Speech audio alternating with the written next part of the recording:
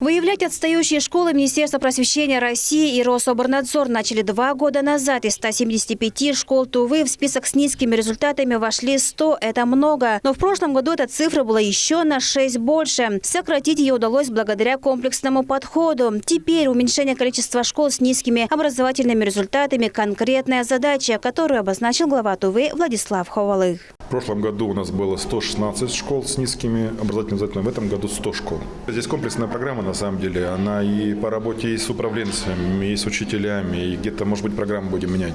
То есть это такая нетривиальная задача, на самом деле, по работе с этими учреждениями. Известно, что в список отстающих школ включают на основе анализа ВПР, ОГЭ и ЕГЭ. Школы, в которых не менее чем по 2 оценочным процедурам 19-21 учебных годах были зафиксированы низкие результаты.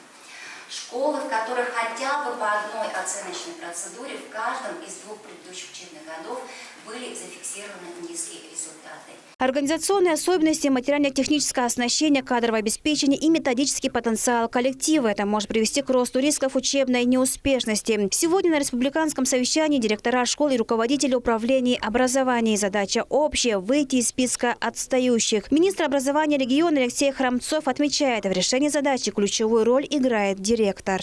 Директор школы, его команда определяет, чему в школе учить, каким предметам, каким часам, кто будет работать, как будет работать. Это же основа основ.